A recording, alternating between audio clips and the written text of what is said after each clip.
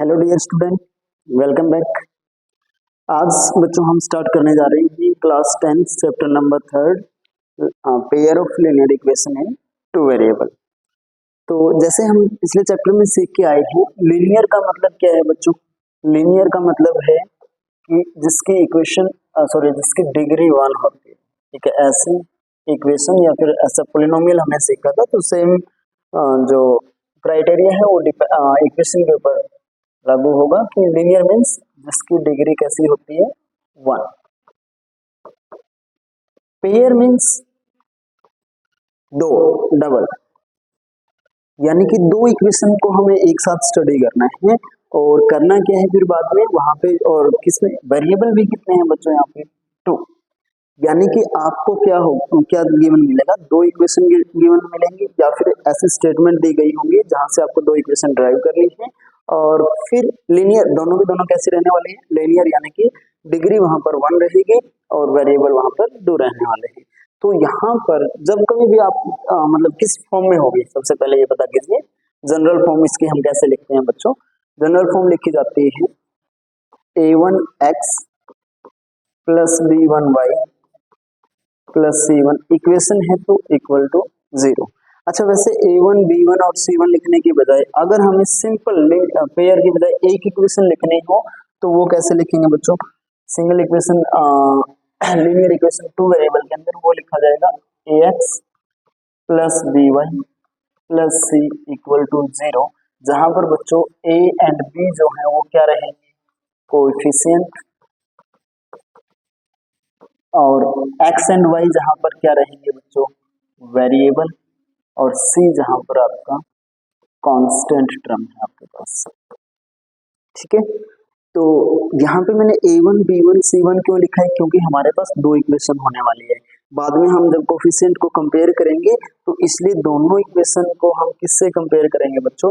पहले इक्वेशन को हमेशा कंपेयर किया जाएगा किसके साथ, a1x plus b1y plus c1 equal to 0, और सेकंड जो इक्वेशन रहेगी बच्चों उसको हम कंपेयर करेंगे a2x plus b2y plus c2 equal to 0।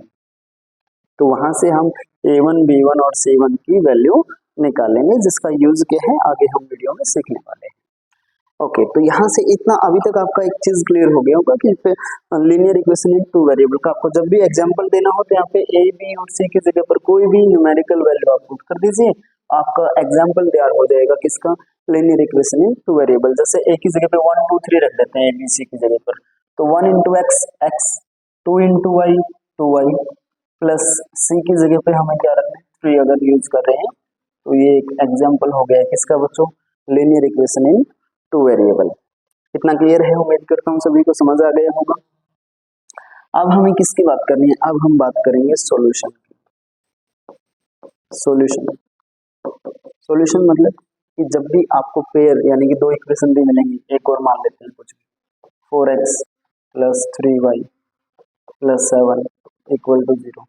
मान लो ये दो इक्वेशन आपको दे दी जाए बच्चों और बोल दिया जाए कि x और y की वैल्यू पता कीजिए, तो वहां पर सॉल्यूशन हम कैसे निकालेंगे pair of linear equation into variable का? उसके हमारे पास अभी जो आपका सिलेबस है उसमें 3 मेथड आपको सोल्व करने हैं। ग्राफिकल मेथड है, फिर सब्स्टिट्यूशन मेथड पढ़ेंगे और लास्ट में एलिमिनेशन मेथड। ग्राफिकल मेथड क्या कहते हैं, मीनिंग समझिए उसका।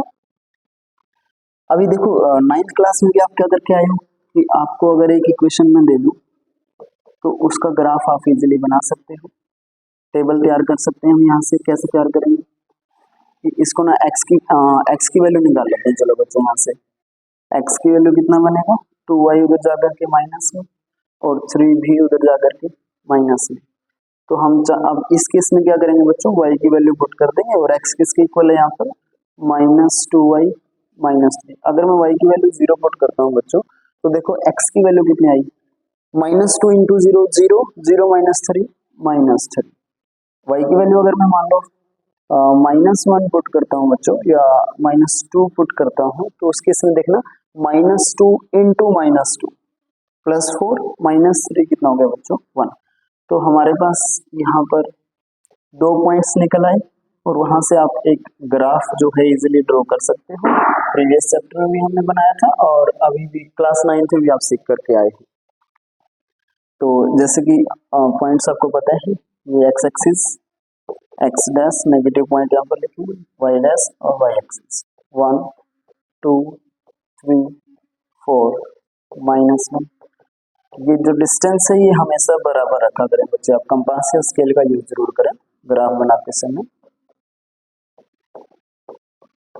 तो इस तरीके से हम क्या करेंगे भाई, पहले पॉइंट क्या है 0 -3, वाई की वैल्यू 0 है, सॉरी -3 0 अगर कोऑर्डिनेट्स हम लिखेंगे, और दूसरा क्या है भाई 1 एंड -2।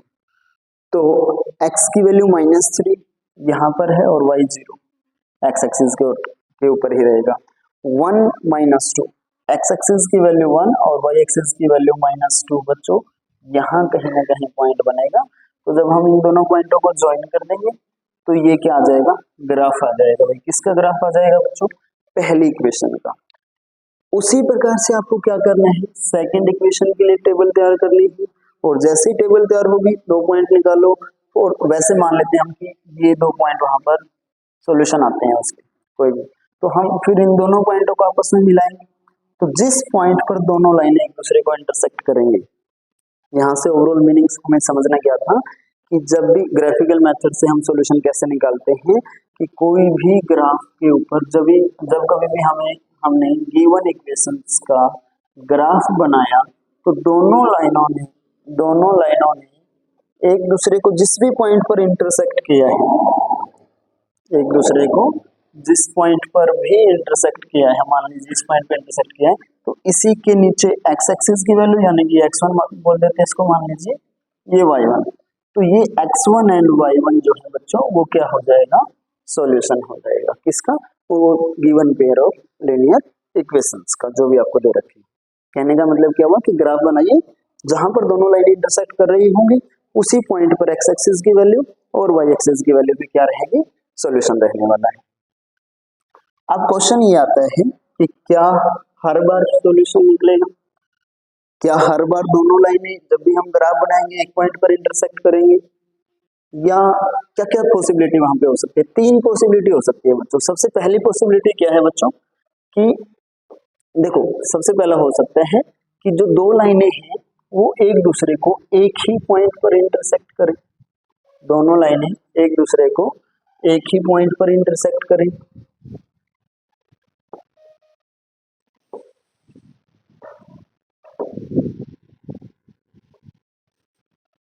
हम तीनों केस बना लेते हैं यहाँ पे। दूसरा केस में ये भी हो सकता है बच्चों की 2 लाइनें एक दूसरे को, अच्छा ये बताओ 2 पॉइंटों को भी इंटरसेक्ट कर सकती है क्या। जब तक मैं ग्राफ बना रहा हूँ तब तक आप सोचिए इस बात को कि क्या कोई भी 2 लाइनें एक दूसरे को किन्हीं 2 अलग अलग पॉइंटों पे इंटरसेक्ट कर सकती है। Straight lines, not curve, curved नहीं होनी चाहिए। ओके, अब मान लीजिए बच्चों कि यहाँ पर पहला केस कि दोनों लाइनों ने ना एक दूसरे को किसी भी एक पर्टिकुलर पॉइंट पर इंटरसेक्ट किया, मान लीजिए ये एक पॉइंट पर इंटरसेक्ट कर रही है। अच्छा, अभी जैसे मैंने बोला था क्या किन्हीं 2 डिफरेंट पॉइंट पर इंटरसेक्ट कर सकती है, नो ऐसा नहीं है पॉसिबल बच्चों भाई। या तो इंटरसेक्ट करेंगे तो एक पॉइंट पे करेंगे, या ऐसा केस हो सकता है कि वो एक भी पॉइंट पर एक दूसरे को इंटरसेक्ट ना करें, हम उनको आगे कितना भी प्रोड्यूस कर दें। और ऐसी भी पॉसिबिलिटी है कि पहली लाइन और दूसरी लाइन एक दूसरे को क्या कर जाए बच्चों, ओवरलैप कर ले, यानी कि एक दूसरे के बिल्कुल एग्जैक्टली सेम जगह पर ही दोनों का सॉल्यूशन बनता हुआ हमें नजर आए।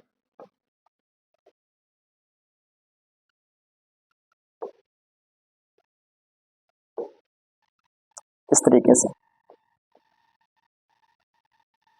जो सेकंड लाइन है वो भी एग्जैक्टली कहां पर हो बच्चों, पहली लाइन के ही एग्जैक्टली ऊपर हो।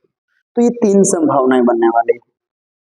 अब यहाँ पर देखो बच्चों ध्यान से, कितने पॉइंट पे इंटरसेक्ट कर रही है, ये एकमात्र ऐसा पॉइंट है जहां पर दोनों लाइनें एक दूसरे को इंटरसेक्ट कर रही है।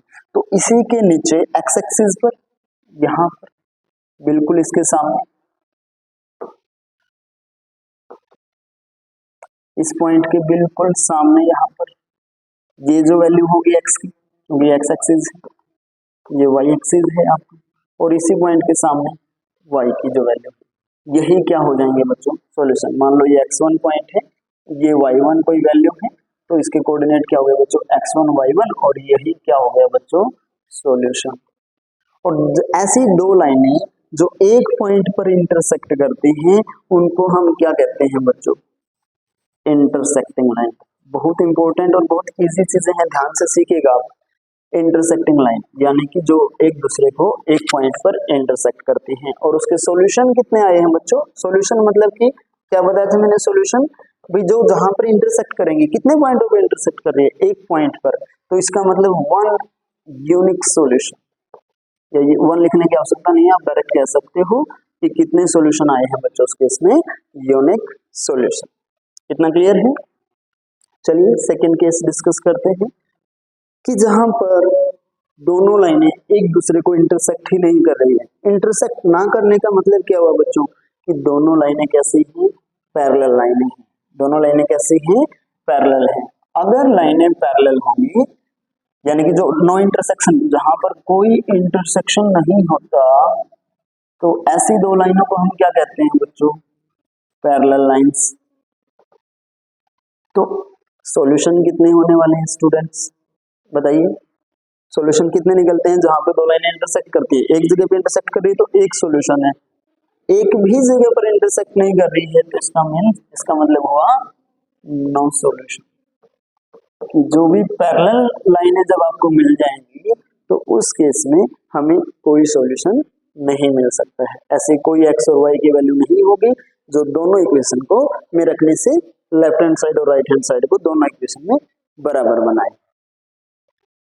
लास्ट अब दिखने में एक है, जब हमने ड्रॉ किया था तो आपने देखा था कि पहली लाइन भी यहीं पर है और बच्चों दूसरी लाइन भी यहीं पर है। तो इसका मतलब क्या हुआ, इसका अर्थ हुआ कि ये इस पॉइंट पर भी इंटरसेक्ट कर रही है, इधर भी इंटरसेक्ट कर रही है, इस पॉइंट पर भी इंटरसेक्शन है। यानी कि ये जो दोनों लाइनें हैं ना हर एक पॉइंट पर, क्योंकि लाइन में इनफाइनाइट पॉइंट होते हैं, तो हर एक पॉइंट पर इंटरसेक्ट कर रही है। तो यानी कि हर पॉइंट पर x और y की वैल्यू जो भी है वही इसका क्या है बच्चों सॉल्यूशन है। यानी कि कितने सॉल्यूशन हो गए फिर, ऐसे तो इनफाइनाइट पॉइंट आ जाएंगे।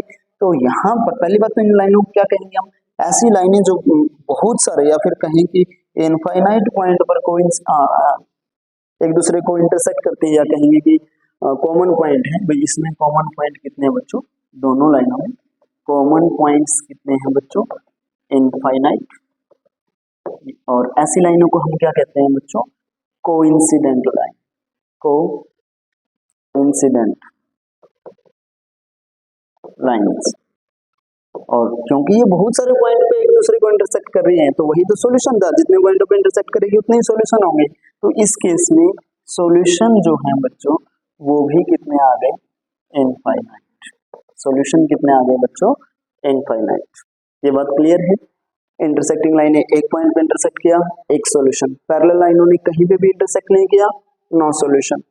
कोइंसिडेंट लाइनों ने एक दूसरे को हर एक पॉइंट पे इंटरसेक्ट किया, या फिर कहीं की हर एक पॉइंट के ओवरलैप कर रही है एक दूसरे को, एक ही सभी जो दोनों की दोनों लाइनें हैं सभी पॉइंटों से जो जहां से जा रही है वो कॉमन पॉइंट आ रहे हैं, तो इसका मतलब वो उनके जो सॉल्यूशन है वो कितने हो गए इनफाइनाइट मैनी सॉल्यूशन वहां पर हो जाएंगे। तो यहाँ से आप ना ग्राफ को देख करके अब ये इजिली बता सकते हो कि भी जो लाइनें हैं उनके कितने सॉल्यूशन रहने वाले हैं और किस टाइप की वो लाइनें हैं। अच्छा सॉल्यूशन के बेस पर यहाँ पर क्या है कि हम लाइनों के दो टाइप में बोल देते हैं हमको इक्वेशंस को।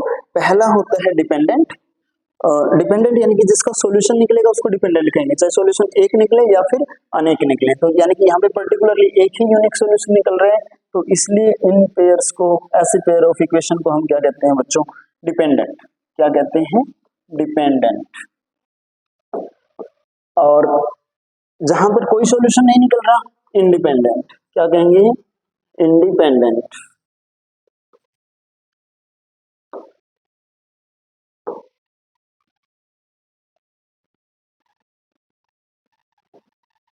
इंडिपेंडेंट। और जहां पर बहुत सारे सॉल्यूशन निकल रहे हैं है तो ये भी डिपेंडेंट है, लेकिन इसको साथ में हम क्या कह सकते हैं यहाँ पर साथ में इसको okay sorry, my mistake, dependent की बजाय यहाँ पर हम बोलेंगे कि ये जो लाइनें हैं ये कोइंसिडेंट जो लाइन है, जैसे कि कोइंसिडेंट लाइन जो बहुत सारे सॉल्यूशन जहाँ पे निकल रहे थे, कंसिस्टेंट और इनकंसिस्टेंट वर्ड आपको यूज करना है, कंसिस्टेंट एंड इनकंसिस्टेंट। कई बार आपसे क्या पूछा जाएगा, आपको बोला जाएगा, दो इक्वेशन दे दी जाएंगी कि चेक करो कि वो कंसिस्टेंट है या नहीं है, और अगर कंसिस्टेंट है तो सॉल्यूशन निकालो। तो वहां से आप समझ सकते हो कि कंसिस्टेंट कौन सी होंगी बच्चों, जिनके सॉल्यूशन निकलते हैं। सॉल्यूशन कौन सी टाइप की इक्वेशन के निकले थे बच्चों, इंटरसेक्टिंग लाइनों की और किसके, कोइंसिडेंट लाइनों का। तो यानी कि ये दोनों, फर्स्ट केस और जो थर्ड केस है अपना, ये कैसे है, कंसिस्टेंट है। यहां से याद रखो कंसिस्टेंट यानी कि जिसके सॉल्यूशन निकलेंगे, और जिसका कोई भी सॉल्यूशन नहीं निकलता बच्चों, उसको हम क्या कहते हैं, इनकंसिस्टेंट। डिपेंडेंट वर्ड भी यूज किया जा सकता है, लेकिन वो यहाँ पर नहीं करेंगे, यूनिक सॉल्यूशन वाले में नहीं, जहाँ पे बहुत सारे सॉल्यूशन निकल रहे हैं वहां पर उसको हम डिपेंडेंट कंसिस्टेंट कह सकते हैं। तो यहाँ से आपको टाइप ऑफ इक्वेशन जो दे रखे हैं उनके टाइप ग्राफ से आप इजीली बता सकते हो, और उनके सॉल्यूशन के बारे में जब आप इजीली बता सकते हो कि कितने सॉल्यूशन हमें मिलने वाले हैं। अब दोबारा से क्वेश्चन राइज होता है कि क्या सर हमें ये पता करने के लिए कि इक्वेशंस का जो टाइप है वो इंटरसेक्टिंग है, पैरेलल है, या फिर कोइंसिडेंट है, क्या हमें हर बार ग्राफ बना के देखना पड़ेगा? क्योंकि ग्राफ बनाने की जो प्रोसेस है वो काफी लेंथी रहती है। ऐसा नहीं है। अब आप क्या कर सकते हैं बच्चे, आपको हम एक ऐसी ट्रिक बताने वाले हैं या ऐसा तरीका बताने वाले हैं जिससे आप ना विदाउट ग्राफ बनाए आप डायरेक्टली बता सकते हो, इक्वेशन को देखते ही बता दोगे कि भाई ये इंटरसेक्टिंग है, पैरेलल है, या फिर कोइंसिडेंट है। तो सबसे पहले पहचान क्या है, जैसे हमने स्टार्टिंग में बताया था आपको कि हमें दो इक्वेशन जो भी दी होती है उनको हम कंपेयर करते हैं। किससे कंपेयर करते हैं बच्चों, चलो दो इक्वेशन ले लेते हैं। जैसे मान लिया कि 3x plus 4y plus 5 equal to 0, and next हम मान लेते हैं 2x minus 4y plus 6 equal to 0। ये इक्वेशन फर्स्ट है आपकी और ये इक्वेशन सेकंड है। तो अब आपको पता करना है कि ये कैसी है, इंटरसेक्टिंग है, कोइंसिडेंट है, या पैरेलल लाइन है। तो उसके लिए आपको एक तो जो आपके पास सॉल्यूशन है वो क्या है कि आप ग्राफ बनाइए, लेकिन दूसरा हम विदाउट ग्राफ मेकिंग कैसे बता सकते हैं, उसमें आपको क्या करना पड़ेगा बच्चों, दोनों इक्वेशन को कंपेयर करना पड़ेगा। किसके साथ, जनरल फॉर्म के साथ। दो इक्वेशन है तो जनरल फॉर्म क्या लिखवाई थी बच्चों, page number 1 a1x plus b1y plus c1 equal to 0, a2x plus b2y plus c2 equal to 0। तो इन दोनों इक्वेशन को इनके साथ कंपेयर कर दीजिए। कि कंपेयर करेंगे हम इक्वेशन 1 को किसके साथ बच्चों, a1x plus b1y plus c1 equal to 0, second को a2x plus b2y plus c2 equal to 0। तो यहाँ से ना हमें a1 की वैल्यू मिल जाएगी बच्चों, x का कोफिशिएंट इक्वेशन 1 में 3, b1 की वैल्यू बच्चों 4, y का कोफिशिएंट c1 कांस्टेंट टर्म जो है 5। उसी प्रकार से a2 बच्चों 2, b2 कितना है बच्चों -4, और c2 कितना है बच्चों 6, c1 की वैल्यू 5। तो a1 b1 c1 और a2 b2 c2 की वैल्यू आप इजीली निकाल सकते हो। तो इसके बाद हमें क्या करना है, रेशियो निकालना है बच्चों। आपको क्या फाइंड करना है बच्चों, रेशियो फाइंड आउट करना है। कौन सा रेशियो फाइंड आउट करना है आपको, a1 बाई a2 अलग से, फिर b1 by b2 and then c1 by c2 की वैल्यू फाइंड आउट करनी। अब वहां पे क्या होने वाला है, जैसे इस केस पर्टिकुलर केस की हम बात करें तो a1 बाई a2 कितना है बच्चों 3/2, सिंपलेस्ट फॉर्म में लिखना है आपको इसको हमेशा।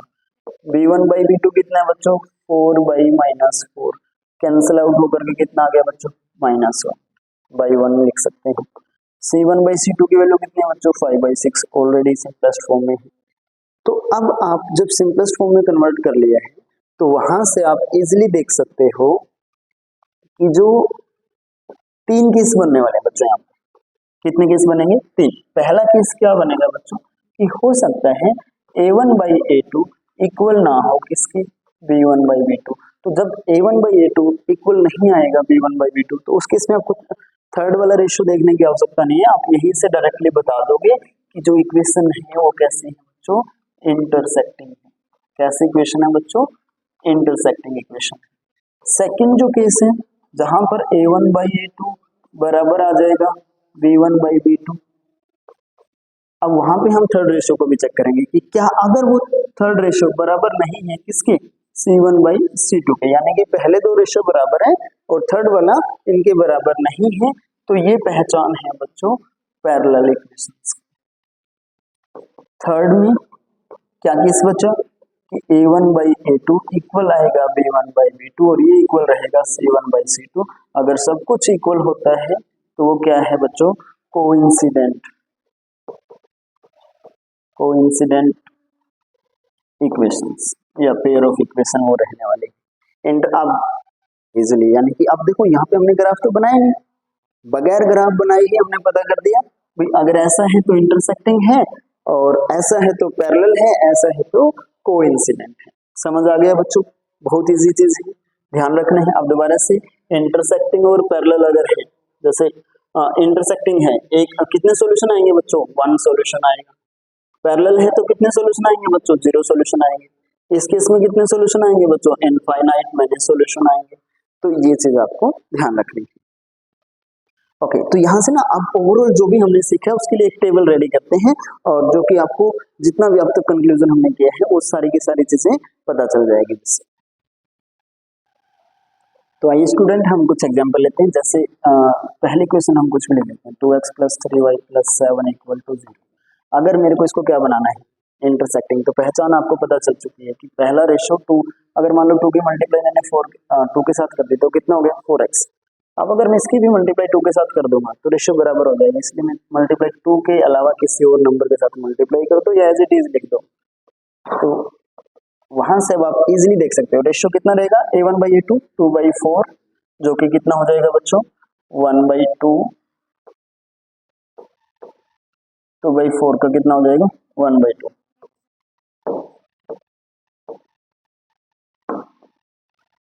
तो आपको अलग से चेक कर सकते हो, यहाँ पे आप डायरेक्टली देख लो, A1/A2 1/2, 3/3 1। क्या 1/2 और 1 बराबर होते हैं, नहीं होते। तो इसका मतलब क्या हुआ बच्चों कि A1/A2 इक्वल नहीं आया है B1/B2। तो इसका मतलब इक्वेशन कैसी हो गई बच्चों, इंटरसेक्टिंग।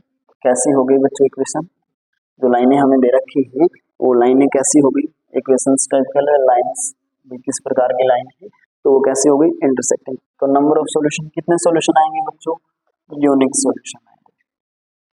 तो और अब आप साथ में कैसा रहेगा, पेयर ऑफ इक्वेशन कैसे रहेंगे, कंसिस्टेंट।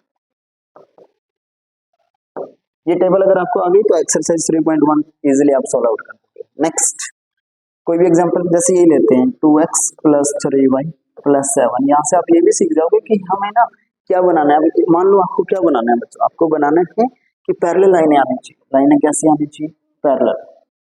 पैरेलल का आपको पता है रेशियो कैसा होता है बच्चों की, A1/A2 बराबर होता है B1/B2 और वो इक्वल नहीं होता है C1/C2 के।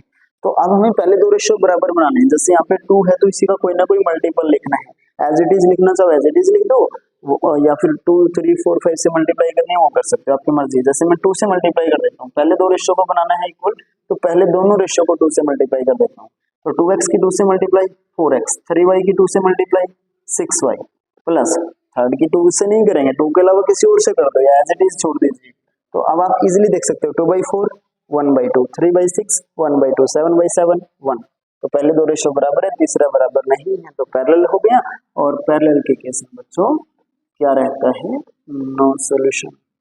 और कैसी हो गई है, कंसिस्टेंट की जगह पर कैसी हो जाएगी बच्चों, इनकंसिस्टेंट। तो नेक्स्ट लास्ट बच गया बच्चों 2x + 3y + 7। क्या आप ऐसा एग्जांपल दे सकते हो सेकंड इक्वेशन का जो इसके साथ कैसे हो, कैसे इक्वेशन हो, कोइंसिडेंट। तो उसमें क्या है बच्चों, सभी रेशियो बराबर होनी चाहिए। सभी रेशियो बराबर कब होंगे, जब हम दी हुई इक्वेशन को किसी न किसी जो भी नंबर है उसके साथ मल्टीप्लाई कर दें या डिवाइड कर दें। जैसे मैं 5 से मल्टीप्लाई कर देते हैं सभी को, तो कितना हो गया बच्चों, 10x प्लस 3 5 जा बच्चों 3 5 जा 15 sorry okay 10x plus 3 into 5 15y plus क्योंकि तीनों बराबर आना चाहिए तो 7 इंटू 5 बच्चों 35 इक्वल टू 0। तो यहाँ पे हम देख सकते हैं 2/10 1/5 3/15 1/5 7/35 1/5 तो a1/a2 इक्वल आ गया बच्चों किसके b1/b2